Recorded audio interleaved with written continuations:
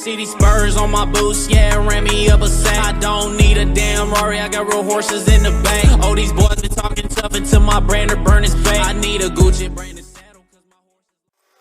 Assalamualaikum warahmatullahi wabarakatuh. Perkenalkan, nama saya Muhammad Taufikur Rahman dari Prodi Sistem Informasi NIM H0712116062. Jadi kali ini saya akan menjelaskan tugas tentang bisnis model kanvas atau BMC. Jadi yang pertama ialah pengertian dari bisnis model kanvas ini. Jadi pertama kita harus tahu bahwa bisnis model kanvas atau BMC adalah suatu strategi manajemen yang digunakan untuk merancang perencanaan bisnis perusahaan berdasarkan proposisi nilai perusahaan, produk, infrastruktur, pelanggan, dan keuangan. Pertama kali bisnis model kanvas ini diciptakan oleh Alexander Osterwalder pada tahun 2005. Bisnis model ini menjadi salah satu strategi manajemen yang populer di kalangan bisnis dan sering dipelajari di universitas. Kepopuleran tersebut dikarenakan tampilan bisnis model kanvas BMC atau BMC yang sederhana dan mudah untuk dipahami. Jadi selanjutnya ialah tujuan dari BMC. Tujuan pembuatan BMC atau bisnis model kanvas ini ialah untuk membantu perusahaan merancang perencanaan proses bisnis dan menetapkan serta memvalidasi poin penting dalam bisnis seperti sumber daya, aktivitas, hubungan yang akan dijalin dengan pihak terkait, pendapatan, hingga pengeluaran yang harus dikeluarkan secara mudah, singkat, dan hemat waktu. Selanjutnya ya ini adalah bisnis model kanvas yang saya ingin jelaskan, yaitu tentang perusahaan makanan atau yang sering disebut KFC. Jadi yang pertama saya akan menjelaskan terlebih dahulu tentang penjelasan elemen-elemennya. Yang pertama ialah key partnership. Jadi key partnership ini ialah dia menjelaskan tentang third party atau pihak-pihak ketiga yang memiliki peran sebagai partner untuk mewujudkan kegiatan bisnis dan menyampaikan value untuk pelanggan.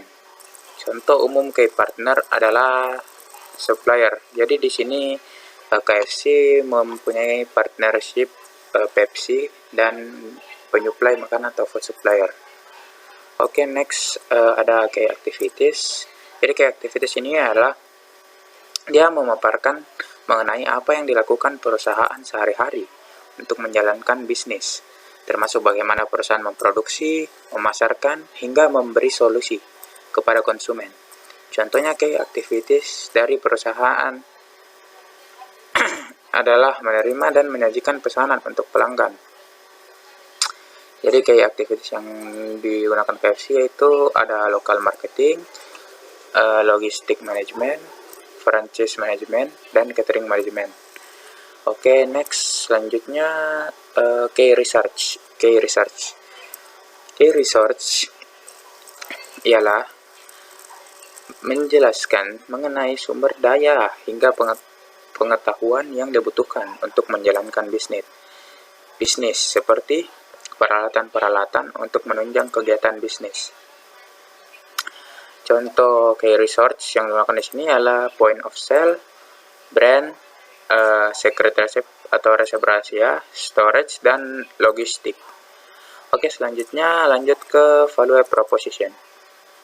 Jadi value proposition ini memberikan informasi mengenai masalah yang akan dipecahkan dan bagaimana kamu menawarkan solusi untuk masalah tersebut.